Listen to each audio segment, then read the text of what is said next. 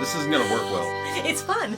If you're thinking about getting into model railroading or you're already an addict, boy, do we have a project for you.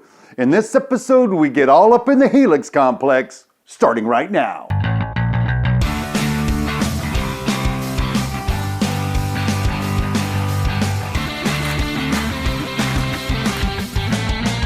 Hey, welcome to It's My Railroad, the how-to show for regular people. On this show, we talk about building model railroads as, well, regular people. We sure have a lot of fun here. We're learning a ton. Just look in the comments of any of our videos and just see the kind of information being exchanged, the kind of community that's being built. It's really a good time. So if you're into that sort of thing, why not just push the subscribe button and then go ahead and push that little bell icon so you can catch future videos. Just before we really get going, I wanted to take a second and welcome all of our new subscribers and thank all of our existing subscribers for tuning in every week to watch what we do here on It's My Railroad, Sidetracked, and of course, Track Smack, our talk show. You know, it takes a lot to put these videos out, and it's really worth it when we get the kind of feedback from you folks that we're getting. It means a lot to myself and to my wife, Cyndi, the first lady of model railroading. So you guys keep coming back. We'll keep making them, but thank you so much for your support of what we do here at It's My Railroad. And here's just one more thing. For those of you who actually watch these videos all the way to the end, I got a little something special planned for you when you get there. So make sure you come back into the studio with me when we're all done. All right, rail fans, let's get into this. As most of you know, we're moving to a new place, which means I've been packing stuff up in anticipation of doing that. Well, some kind of way in my brain, we were moving in a couple of weeks. Turns out we're not moving for like a couple of months. So I don't know what I was thinking. I've packed like the whole hobby room up. I only left a little bit of stuff out. So what that means is, I don't know what I told you last week we were gonna do this week. I don't even remember. But I have enough tools and materials this week to put the second level on the Helix complex. So I say that's just what we're gonna do. The second level is the one where the stack train turns around and heads back down towards the bottom of the bottom deck. So this should be a lot of fun. I kind of really enjoyed doing it, and the finished product makes me kind of feel like a grown-up model railroader, but I still have a long way to go to get there. Anyway, blah, blah, blah. Enough babbling in here. I say we just get to it in the hobby room right now. Hey, welcome back to the hobby room, to the Brown Smith subdivision, and our second deck expansion. Moving on, even though I'm moving on to a new place to live, we got to tear all this down and ship it to the new place and set it back up again. Woo, won't that be fun? I think we can get that done, but it does pose some interesting challenges for us right now, so we can keep working on the layout without damaging stuff that we'll just have to fix at the other end. And one of the things I think we can get done is working on the second level of the Helix complex. That's the level that the top turnaround loop for the stack train is going to travel on as it heads back down and then through the yard and whatnot. So I'd like to get going on that today, but there's something I have to factor into that equation that I'd like to show you right now. If you come back over here for a second, I have got this plan that says I'm going to put a curved turnout in like right here. Yeah, right here. Okay, it's right here. What that curved turnout is going to do is it's going to allow us to split into a main line and a siding, come all the way back down towards the bottom of the yard over here, and then join up again on a main line. I'll be able to park my stack train on that siding, maybe run some other train with some operations back up. But right next to that then, right here, we're gonna end up putting this turnout in that's gonna ultimately go over and be the turnout that controls the actual turnaround loop for the stack train. Now that turnout is the one that's really gonna get our attention today. And here's why. That turnout's gonna get controlled by a cobalt switch motor. It's gonna sit probably right here, okay? I just got it loosely set in there. Now, keep in mind, this loop right here is gonna have my train on it that's going up to Port Smith. And here, let's put a little rail car on there just for some scale. Boom, there's the rail car. These rail cars need to be able to clear this second deck, which is all fine and dandy. But I also have to put in enough elevation to get that switch motor in there and still have some kind of access to it. Now this thing is about 3 inches tall. It's not quite 3 inches tall. So I think what I'm going to do is build a piece that stands up high enough for this to clear the styrofoam in case I ever need to get back into these little wiring guys. And look I don't think I'll ever get back to the wiring guys on this, all right? I think once it's in, it's in. Also need to get back and be able to clean that track out. Also can't make it so high that from there down to there, the grade change is so severe my stack train can't make it up there. That would screw up my whole thing. So anyway, I think I've got a plan for how to get all that done and how to get this switch motor in here, get these turnouts connected, and we'll do it by making one big piece that's gonna go in back here with a hole in it over at that side to get the wiring through. So what I think we should do is take this whole setup outside and take some of that tempered hardboard that we have and start working on making the second level. While we're out there, we'll actually cut some standoffs, some risers to hold it up off the deck. So let's pack this up and head out there. Hey, welcome back to my backyard where we've got people building a metal water tower on that hill over there. I got a dog barking over there. I got a dog lying down over there. Wind chimes, and I'm sure the air conditioner is going to go off any minute now. But this is what I'm working with because we're moving and I can't get to anything but this little piece of real estate. So undaunted, we move forward. So what we're gonna do now is take and cut a 28-inch radius out of one side of this, and that's gonna sort of mate up with or match up with the first level's 28-inch radius. I'm trying to stack these 28-inch radiuses up. So I guess to do that, the first thing I'm gonna do then is go back to where this is the back against the wall. Go back and I'm gonna run me my square out to 14 inches by 14 inches. There's a little dot. You're not gonna be able to see it because in the heat here, that's drying up pretty fast, but whatever. Trust me, it's there.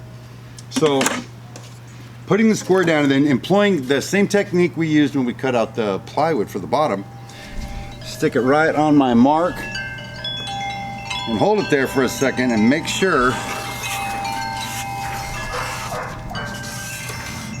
Yeah, I think this will get our 28 inches, no problem. So, like you saw me do before, I'm just gonna score this in such a way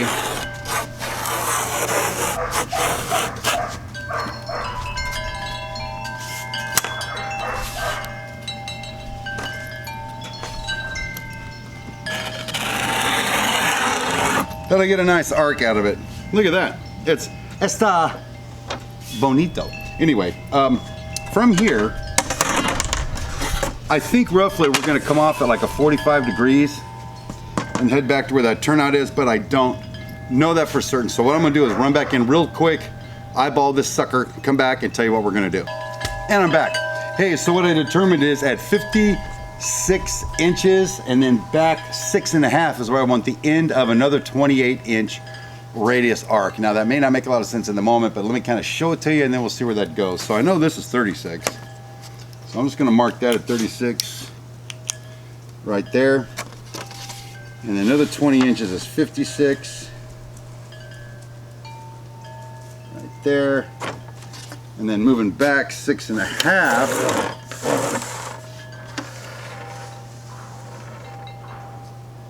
Right there. What that says to me right there with this mark that you can't see because, you know, why make it easy on my viewers? That mark is where my arc is going to be at the back and it's going to curve around that way. So let's see if I can get that done real quick, and then if it's a bad camera angle or something, I'll show it to you in just a second.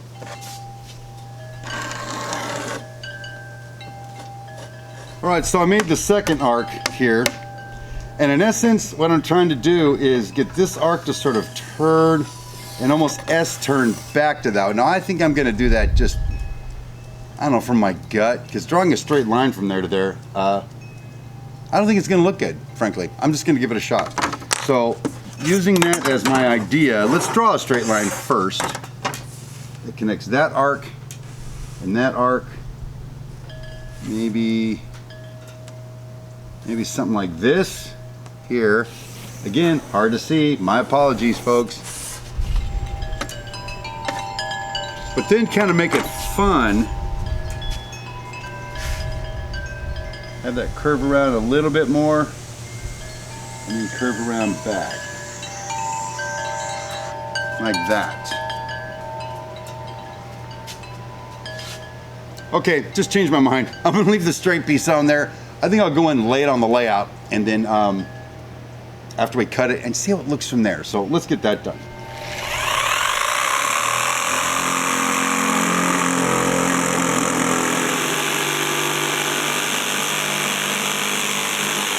Well, there it is. That's the second piece for the second level of the Helix complex that the stack train is going to turn around on. I'm going to go sort of dry fit it in there right now. I'll take you in there with me. We'll look at it, see what adjustments need to make in here, and then I'm ultimately going to have to cut a circle out of this some kind of way to at least get wiring down onto, maybe even some structural stuff. So let's pack this stuff up again and head in there and see what we find out. All right, so coming back in from my incredibly exciting and noisy backyard, this is the piece we just cut. And lay it in there where it goes. Try to line it up over here on this side with where the bottom is. I can already see we're gonna have to sand a little off or something. It's not exactly perfect with that one, which is where I want it to be, but for now I think we're good to go. Well, actually down here there's a little issue, isn't there? This right here is supposed to be mated up with this roadway right here, and then it extends off. That's going to put that turnout back there too far. That's not bueno. Or maybe it is bueno. I don't know. We'll figure it out. But I definitely know that this arc right here that I just sort of ballparked, right here, this arc, that's going to work. We need to do that. So I'm going to take this out one more time. I'm going to cut that little arc out there. Well, actually, look, let's adjust it, okay? Let's not be in too big of a hurry. It kind of needs to be here, actually. Something like this, right?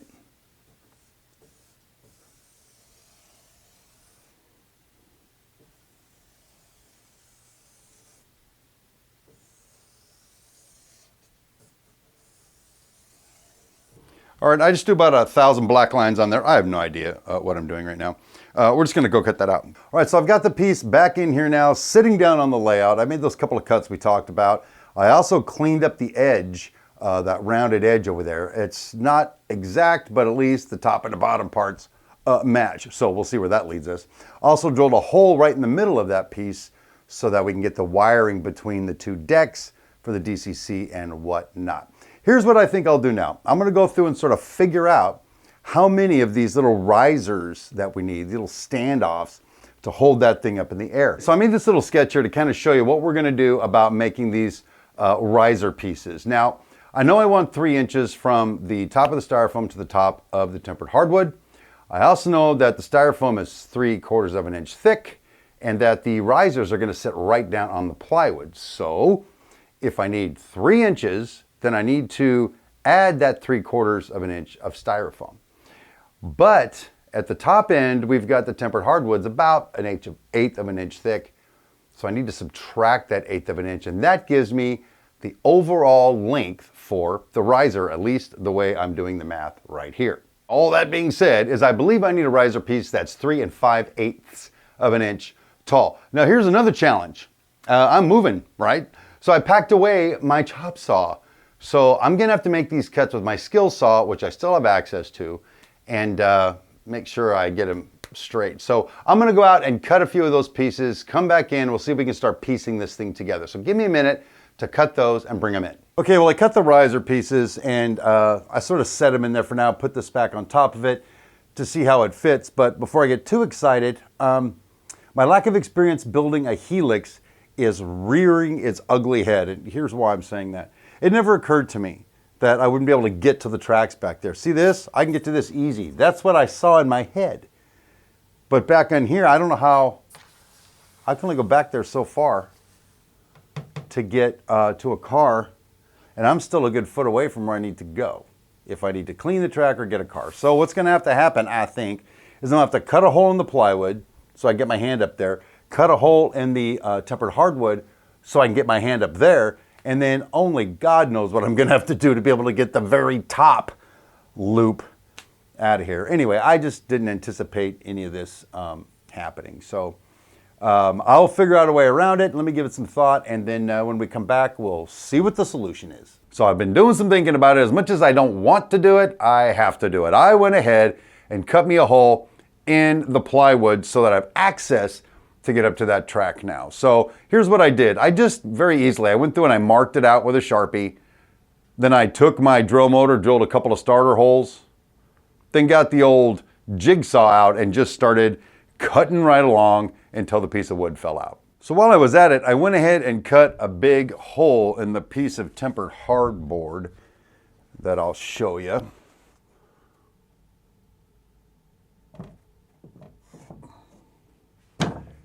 Sits down something like that. Now these risers I have here aren't glued down yet. I just got them sitting there making sure everything fits.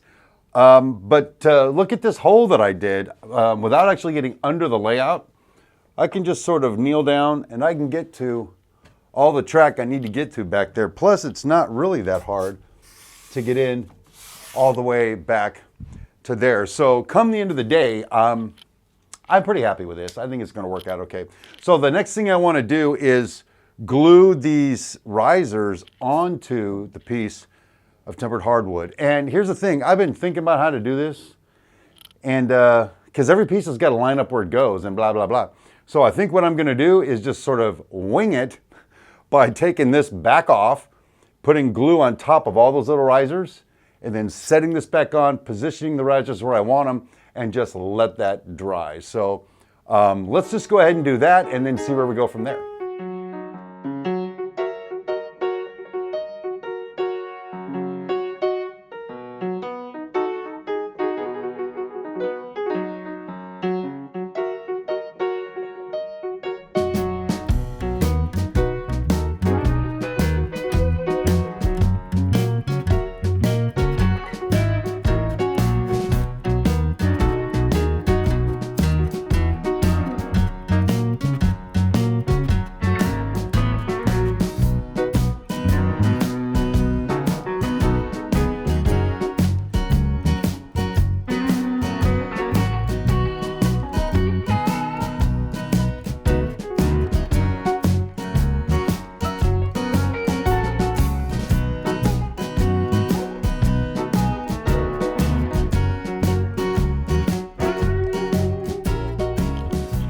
And well, that was easy enough. We've got glue on top of the risers, tempered hardboard on top of that, weights on top of that, keeping everything in place while the glue dries. That should just take a little bit of time, but we really need to let it dry before we start moving it around. Again, the intention is to be able to pull that off and put it back in so we can keep working on the bottom deck once my wire finally gets here. But it's gonna take the glue a little while to dry, and so that may be just about all we can get done today. So let's just head back into the studio.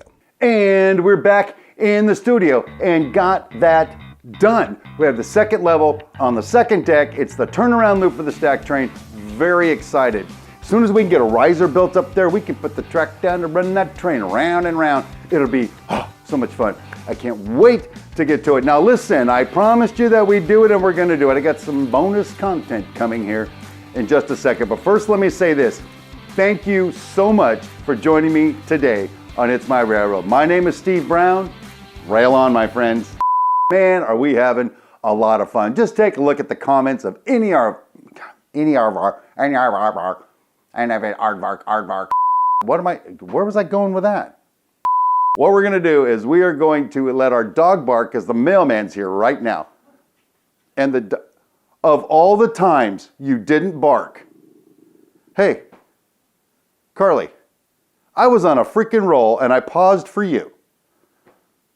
Can you believe that?